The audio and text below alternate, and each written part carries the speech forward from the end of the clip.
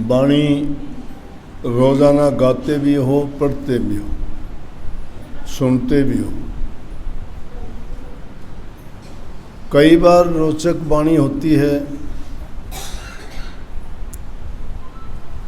कि उसको सुन के आदमी के विचारों पर बहुत असर पड़ता है।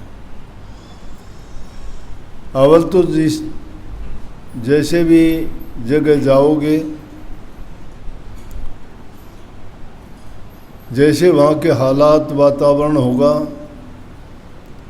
वो हमारे ख्याल पर, मन पर, जीवन पर हर प्रकार से प्रभाव डालेगा। मन की शांति के लिए लोग मंदिरों में, मस्जिदों में, गुरुद्वारों में जाते हैं। इसीलिए बनाए गए हैं कि यूँ तो हमें रोज़ाना घर में रहते हुए घरेलू संसारी बातें, संसारी कामों में इतने व्यस्त हो जाते हैं कि शायद जो काम हमें सबसे प्रमुख रूप से करना चाहिए, अर्थात भक्ति का टाइम निकालना चाहिए, वो नहीं निकाल पाते।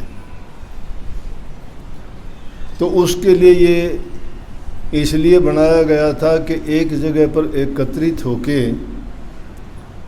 कि जब भी समय मिले तो वहाँ जाके वहाँ के वातावरण में शुद्ध विचारों को सुनना, एक दूसरे से आदान प्रदान करना, आपस में प्रभु का गुणगान, उनकी महिमा मंडन, उनके गुणों का बखान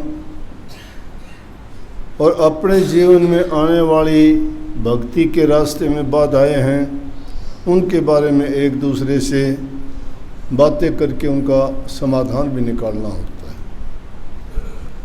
ये ज़रूरी नहीं है कि आप बैठे वाणी का पाठ कर लिया, बैठ के सुन लिया, गाजा बाजा सब इंद्रियन का खाजा।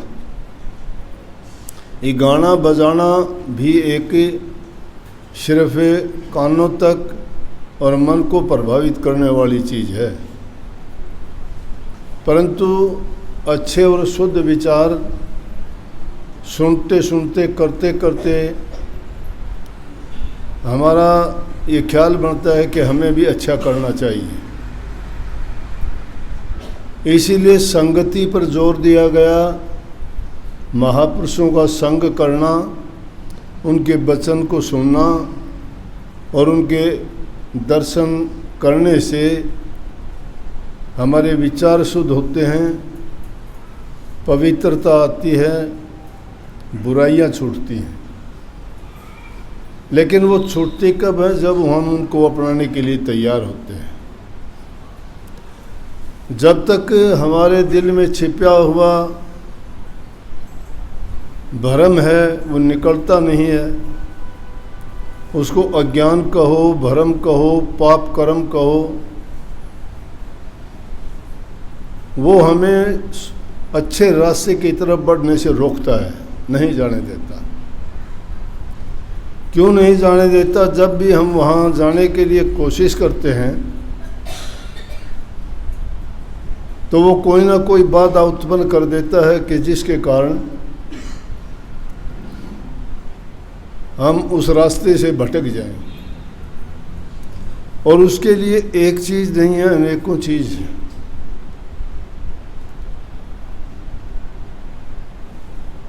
इसीलिए वाणी में गाया गया, या दूसरी वाणी होगी कोई, कि मेरे जो पाप कर्म हैं वो मुझे अच्छी जगह नहीं जाने देते, और जब भी कोशिश प्रयास करता हूँ रोक लेते हैं। तो सबसे प्रथम बात है कि इंसान अपने जीवन को अच्छा, सच्चा, सदाचारी और चरित्रवान बनाए। जिस इंसान का कोई चरित्र नहीं होता ना, वो कुछ नहीं कर पाता जीवन में। वो उस बेल की भांति होता है जो किसी सहारे को पकड़ के बेल ऊपर चढ़ती है, लेकिन वो सहारा जब छूट जाता है तो धड़ाम से नीचे गिर जाएगी। इसलिए आदमी को स्वावलंबी बनने के लिए अपने आप को अच्छा और पवित्र बनाए, शुद्ध विचार रखे, मानसिक शक्ति बढ़ती है उससे। और जिस इंसान के विचार गिर जाते हैं, चाहे लाख कोशिश करो उठाने वाला कोई नहीं। आत्म बल तब आएगा आप में जब आपका चरित्र है, आप सदाचारी हो, आप अच्छे गुणवान हो, आपको संस्कार अच्छे मिले हों अपने माँ बाप से, अपने गुरुजनों से, अपने समुदाय से, अपने समाज से। जो इंसान जैसे समाज में रहता है, जैसे इंसानों का संग करता है, वैसे ही उसके विचार अपने आप, ज़रूरत नहीं उसको सीखने की, अपने आप बदल जाते हैं। अगर गौर करोगे, आम दुनियादारी के काम भी घरों में रहते हुए व्यापारी का बच्चा व्यापार सीख जाता है, जमींदार का बच्चा किसानी सीख जाता है, पंडित का बच्चा पंडिताई करनी सीख जाता है, राजनीतिक के बच्चे राजनीति करना सीख जाते हैं। उनको कोई सिखाता नहीं है ना, देखते देखते, संग करते करते, बिना उसका उद्देश्य बनाए भी वो गुण उनमें अपने आप पनपने शुरू हो जाते हैं। कुछ गुण जन्मजात होते हैं जो इंसान को उसके माँ बाप से मिला करते हैं। ये जो एक्वायर्ड चीज़ होती है, किसी से हम बोरो करते हैं, लेते हैं, सीखते हैं ना, वो चीज़ तो है पक्की। वो इंसान अपने विचारों को ग्रहण करके जो खुद बनाता है, उनमें कोई मिलोनी नहीं है। वो बदल भी सकते हैं। एक बुरा इंसान अच्छा बन जाएगा, क्योंकि मान लिया पहले किसी को शराब पीने की लत है, चोरी करने की है, महात्माओं का संग किया, चोर थे, डाकू थे, वो बड़े बड़े संत महात्मा बन जाते हैं। शराब पीने वाले उसको छोड़ के अपने जीवन को ऐसा पवित्र बना लेते हैं, कभी मुड़ के उसको देखते ही नहीं। लेकिन जो जन्मजात गुण होता है वो नहीं छूटता। वो उसको अपने माँ बाप से जो मिला होता है ना, वो प्रकट हो जाता है कभी ना कभी। और उसके ऊपर भक्ति का रंग भी मुश्किल चढ़ता है। भक्ति का रंग जिसका नाम हो गया, तो रंग तो चढ़ाया जाता है, रंग तो रंगा जाता है। मतलब वो गुण उसमें है नहीं, वो रंग उसमें नहीं, हमने ऊपर से चढ़ा दिया वो रंग। लेकिन वो रंग चढ़ाने से भी बदरंग दब जाता है, परंतु रंग जब उड़ जाएगा तो बदरंग प्रकट हो जाएगा ना। इसलिए अवगुण इंसान के प्रकट हो जाते हैं। चाहे वो भक्ति के रास्ते में जो चलने वाले लोग हैं, आज नहीं, जब से संसार की रचना हुई उसी समय से सबसे महिमा ज़्यादा गुरु की महिमा गाई है, गुरु की। अब गुरु की महिमा क्यों गाई? भक्ति का भी सारा ताना बाना गुरु के इर्द गिर्द घूमता है। गुरु पर यकीन, गुरु से प्यार, गुरु दर्शन, गुरु के वचन की पालना, गुरु की सेवा, गुरु से बताई बातों से साधना करना। जब इन चीज़ों का हम पालन करते हैं तो हमारा जीवन अपने आप सद्धता चला जाता है, गिरावट पे नहीं आता। और नहीं तो कबीर साहब ने जो बात कही, गुरु माथे से उतरे शब्द बिहू ना हो, ताको काल घसीट सी बचा न सके कोई। गुरु है क्या? गुरु वो नियमों का वो दायरा है कि जिससे बाहर निकलोगे मारे जाओगे। वो लक्ष्मण रेखा है गुरु का वचन। गुरु आपको आपके जीवन को संवारने की बात बताता है, गुरु का स्वार्थ नहीं है। लोग सोच लेते हैं जो गुरु का स्वार्थ है। कोई कहता है मैंने गुरु तेरा नाम छोड़ दिया। क्यों छोड़ दिया भाई? क्योंकि तू उसके काबिल नहीं है इसलिए छोड़ दिया। ना गुरु पूरा नहीं मिला, गुरु ने पूरा तेरा क्या बिगाड़ा, तेरे से कुछ छीन लिया, ले लिया, घटा दिया। मतलब अपनी कमी को छिपाने के लिए गुरु पे दोष मंडते हैं। जिस दर्जे का गुरु होगा वो तुम्हें उतना देगा, गुरु तो होगा वो। अगर पाखंडी ठग लुटेरे, वो गुरु नहीं है। बाणा बदलने से गुरु नहीं बन जाता। कितने लोग फिरते हैं ऐसे, बाणा पैरे शेर कर चले भेड़ की चाल, बोली बोले शाड़ किर कुत्त्याली ना पाट। शेर की खाल पहन के कोई शेर थोड़ा बन जाता है, उसकी बोली बता देगी। शेर की धाड़ होती है, भेड़ तो म्यां म्यां करेगी। इसलिए गुरु के पास जाओ तुम किसी संसारी चीज़ों के लिए नहीं। अरे संसारी चीज़ तो अपने आप आती चली जाएंगी तुम्हारे पास, अगर तुम्हारा रास्ता सही है।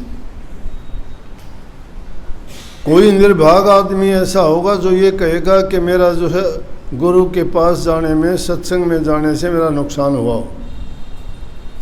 जिन लोगों ने सच्चे मन से सत्संग अपनाया, भक्ति के रास्ते पर चले, देखो सारी बुराई छूट गई। सत्संग सिखाता है कि समय पर अपने सारे कार्य कीजिए। आप सबसे पहला काम है पेट पूजा। पहले काम करो, काम किए बिना किसी का काम नहीं चलता। किसी के कर्जदार मत बनो, अपना कमा के खाओ।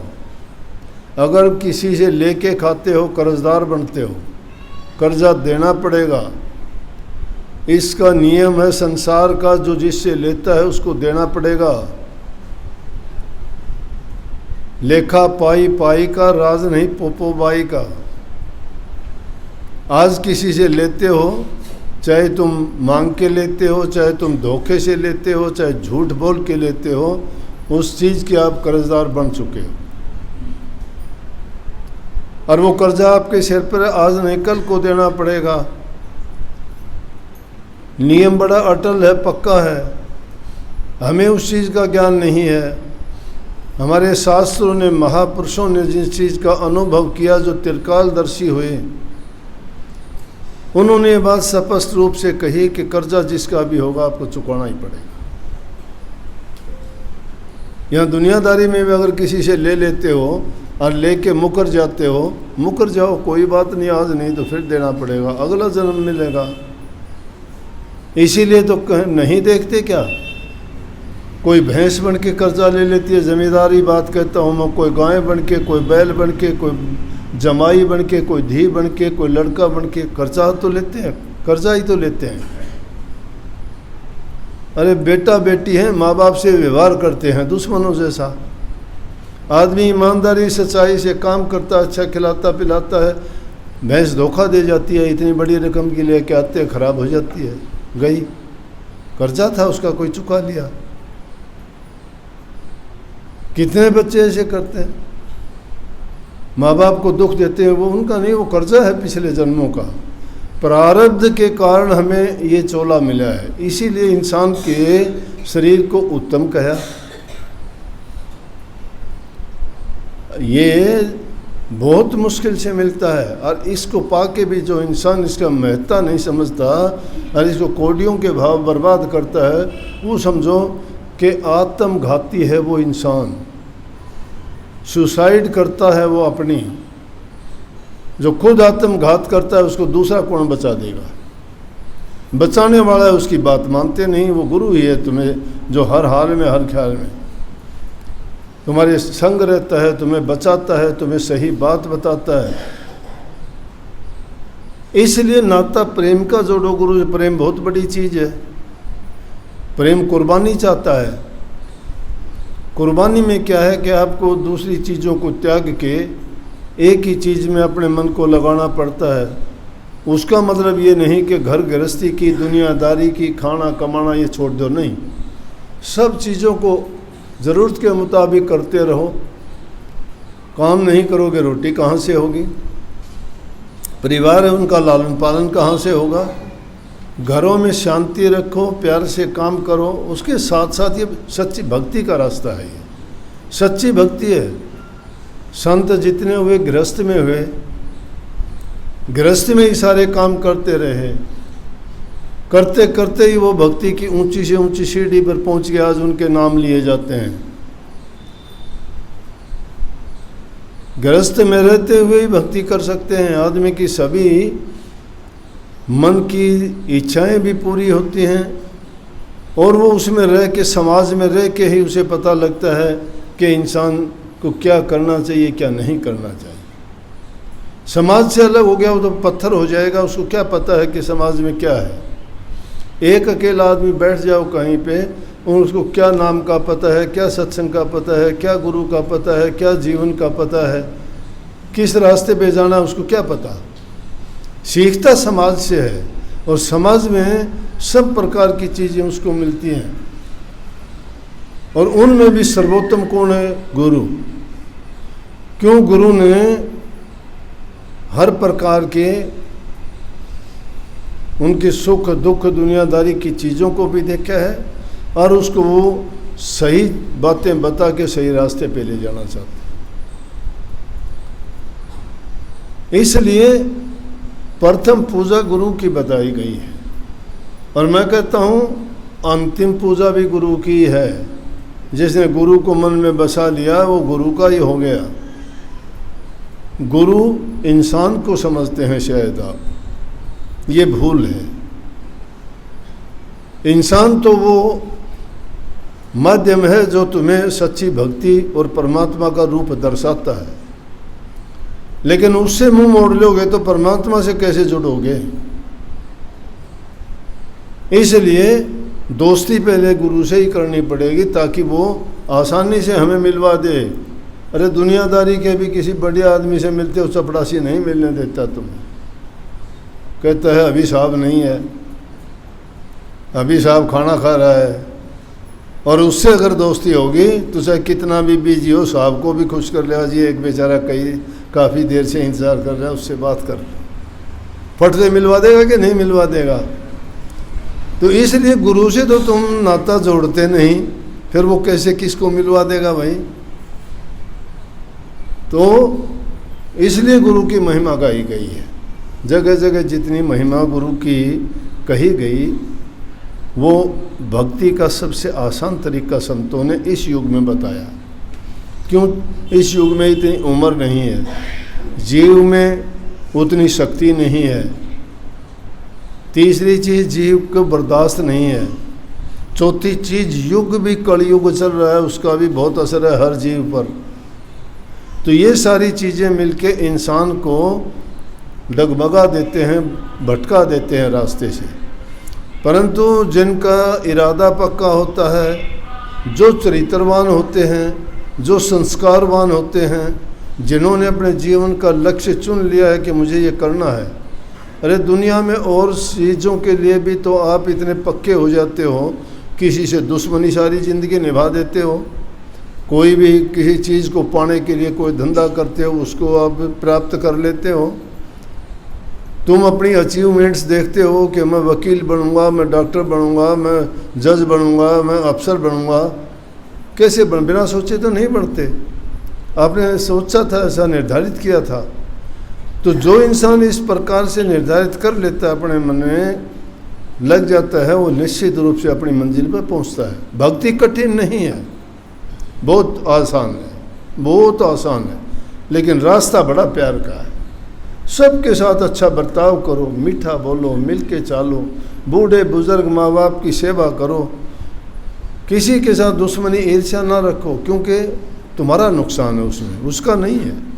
ईर्ष्या करोगे तुम जड़ते रहोगे, अगले को क्या पता तुम जड़ता है कि बुझता है कि चचता है। तुम्हारे मन में आग लगी हुई, उसके नहीं लगी हुई ईर्ष्या। तो वो ईर्ष्या ना करो, प्रेम करो। उसको नहीं पता है तुम प्रेम करते हो कि नहीं करते, लेकिन तुमने प्रेम को उसको प्रेम में उसको बुलाया ही नहीं, याद रखते हो हरदम। तो इसीलिए तुलसी साहब ने बड़ी कमाल की बात कही। वो कहते हैं तुलसी अपना राम ने रीज भजो चाहे खीज, भूमि पड़ा सो जाम सिर ओंधा सोंधा बीज। वो कहते हैं अपने परमात्मा को चाहे प्यार करके याद कर लो, चाहे दुश्मन मान के याद कर लो। दुश्मन मान के याद करोगे तो और ज़्यादा याद रहेगा आपको। लेकिन जिसको भी तुमने मान लिया है उसके पास तो जो होगा वो गुण आपको देगा, वो दुश्मन नहीं है तुम्हारा। प्यार से करेगा उसको जल्दी शीघ्र मिल जाएगा, और जो दूसरे तरीके से करेगा तो संभाल तो उसकी हो जाएगी, लेकिन बीच के दमोड़े बड़े मुश्किल हो जाएंगे। बीच के दमोड़े देखे हैं कि बीच के दमोड़े ये होते हैं कि पुराने ज़माने की बात है, एक आदमी ने तगाई मिला करती, कर्ज, तगाई कर्ज को कहते हैं, कर्ज मिला करता, एक आदमी ने कर्ज ले लिया, वो कर्ज चुका नहीं पाया, तो सरकारी गाड़ी आती, कर्मचारी आते कि भाई कर्ज दे। कितना कर्ज? 30 रुपये। नहीं दे पाया। उन ज़माने में खाने के लिए भी अनाज नहीं होता था, बड़ी मुश्किल होगी।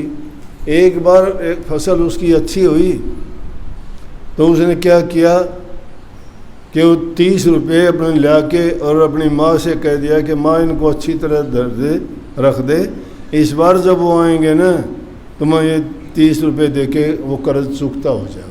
बोला ला बेटा।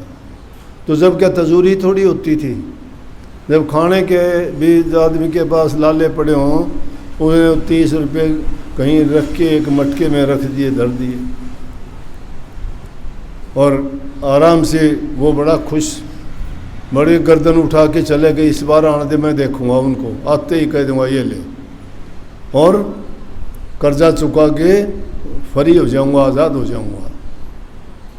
लेकिन क्या हुआ कि उनको तो आने में टाइम था, और एक जना कोई फंडी आ गया, वो आके कहने लगा कोई दुगने करवावे, कोई दुगने करवावे। वो भोली लुगाई थी, उसने सोची दुगने करवा ले, 30 रुपये तो हैं, और ये 60 कर देगा, 30 तेरा बेटा चुका देगा, 30 तू रखिए घर के काम में काम लिए। बोली हाँ भाई रे। बोले हाँ। बोले मेरे पास 30 रुपये हैं, दुगने कर दे। हाँ नुला कर देंगे। लेके 30 रुपये और उसमें दे के एक झूठा कागज़, बोला जरा ये रखे थे उड़ रख दे, और तुम 2 महीना बाद से देखिए तेरे दुगने हुए पाऊंगे। पार बोला किसके दुगने होने थे इतनी देर में, और बीच में वो आ गए पैसे लेने वाले। बोला भाई कहाँ गया वो? ने बोला ये रहा भाई, नहीं तो छिपया करता, लुक्या करता, और औरों से भी कहता बताइए ना, कहना गांव चला गया, वहाँ चला गया, नहीं है। तो उस दिन तो बड़े रोब से बोला ये रहा। बोला वो कर्ज देते रहा। बोले आओ। घर लेके गया। बोला माँ लेके आइए वो पैसे। माँ गई, कुलड़ी में हाथ मारा तो कुलड़ी में तो कागज़ पड़ा था, देख के ना भीतर तो निकले कोई। बोला माँ क्या हो गया? बाहर आ तावड़िया। इनके बोलने जोगी भी कोई, क्यों गलती कर बैठी, पैसे तो दुगने चक्कर में दे बैठी उसने। अब बाहर निकली कोने, वो भीतर जाके बोला क्या हुआ? बोला बेटा गलती हो गई, मेरा सत्यानाशन डोब दिए। बड़ा मुश्किल, उसने हाथ पाँव जोड़ के ने वो तो टपा दिए, भाई फेर करूँगा।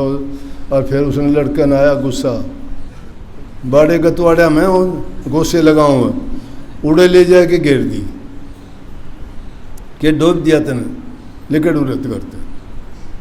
वो बेचारी चिंता में बोली कि बहुत गलत हुआ, लड़के का तो कसूर को नहीं, गलती तो मन ने कर दी। तो आदमी जब चिंता में होता है तो के करे तो ज़मीन कुचरेगा, के कुछ और सोचेगा। एक लीकड़ा लेके और बैठी बैठी चिंता में ज़मीन में यूँ मारने लगी। थोड़ी सी मिट्टी हटी तो एक चमकनी सी चीज़ दिखाई दी, उसने और मिट्टी हटाई, और हटाई तो और ज़्यादा बड़ी दिखी। वो सारी मिट्टी हटा के देखते एक सोने की हंसली निकली। हंसली जानो सो हार जैसी होया करती, गले में पैरन की मोटी, और सोने की थी। देखी तो देख के खुश होगी, लेके बाजी। कह तो चिंता में थी। बोली रे बेटा आइए बोला देख मैंने के पाया। बोले लिया, लेकिन सुनार के गया, वो 60 रुपये की बिकी। 30 गए थे ना, वो 60 की बिकी। बोला मावा 60 की बिकी से। बोला बेटा था तो आदमी सच्चा, मेरा कर तो दुगने दिए, फिर 20 वाली घंसा गरडी बहुत बुरी। तो भाई ये बीच की घंसा गरडी है ना, वो बर्दाश्त करनी पड़ेगी, दुगने तो हो जाएंगे, लेकिन हिम्मत करके और 20 की एक ऐसा घड़ी से बचोगे, सारा मालिक कृपा करेगा। उसके घर में घाटा नहीं है। हमारी सोच में कमी है, हमारे विचार डगमगाए हुए हैं, हम घटिया हैं। अगर जिसकी इंसान की सोच में और सच्चे दिल से पुकारे, किसकी को नहीं सुनी उसने? उसके घर में किसका घाटा से? तुम जन जन से मांगते, उससे मांगा करो सीधे। तुम जिससे मांगने के लिए जाते हो वो भी किसी से मांग के दे है, हमने उस पर भी धक्का को नहीं। समझ गए क्या? सीधे मांग लिया करो, रास्ता बता रखा था हमने। सबको मिलेगा, वो किसी को निराश नहीं करते। निराश होगा अपने कर्म से होगा, अपनी कमी के कारण गिरता है इंसान, दूसरा नहीं गिराता उसको। दूसरा लाख का कोशिश कर लो, कितने कोशिश करी, कोई गिरा उनके गिराने से, लेकिन ना, खुद खोटे कर्म करके गिर जाते हैं। परमात्मा को दोष देना, दूसरे इंसान को दोष देना गलत है। भक्ति के रास्ते पे चलना चाहते हो तो अपने जीवन को सच्चा, अच्छा, गुणवान और अच्छे विचारों से परिपूर्ण करो। तुम्हारा जीवन भी सुखी, तुम्हारा परिवार भी सुखी और जीते जी हरी मुक्ति भी। बहुत बहुत आशीर्वाद।